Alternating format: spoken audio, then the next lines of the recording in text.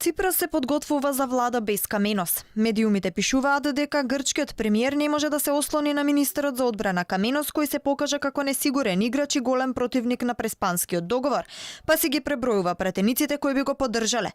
Дел од претениците на Анели покрај противењето на нивниот лидер се очекува да застанат на страната на Ципрас. Владата на Сириза, доколку има потреба, ќе ја поддржат и пратеници на Потами и покрај различните ставови на нивната партија која го поддржува Преспанскиот договор, но има различна политика од Сириза. Вчера портпаролот на владата Димитрис Дзанакопулос за грчко радио потврди дека владата на Сириза можела да опстане и без поддршката на независни грци. Во меѓувреме, главниот играч на Ципрас во спорот со името и подписникот на Преспанскиот договор Никос Коцијас вчера на партиски состанок открит кажа дека некои сакале распаѓање на соседната држава која би се поделила меѓу Бугарија и Албанија. Коцијас, кој во клучните моменти ја напушти владата на Ципрас пред своите сопартици од движење на идеи и активности Прато, испрати порака.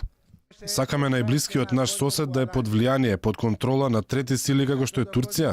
Сакаме како што сакаат некои распаѓање на една држава на Балканот, да ја дестабилизираме и да се подели оваа земја меѓу Бугарија и Албанија. Или сакаме да имаме стабилност на Балканот, стабилност на границата, развој на влијанието на нашата земја во регионот и да можеме да правиме сојузништво. Говорејќи како лидер на Прато, Коцијас најави дека сега било време за нови сојузништва, дека него и неговото движење никој не можел да ги замолчи, а тој лично ниту оценувал, ниту пак можел да биде уценет.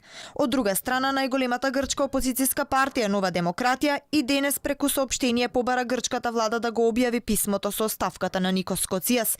Тие веќе некое време обвинуваат дека писмото со причините за оставката на министерот за надворешни работи не се објавувало поради меѓусебни оцени на Ципрас, Коцијас и Каменос.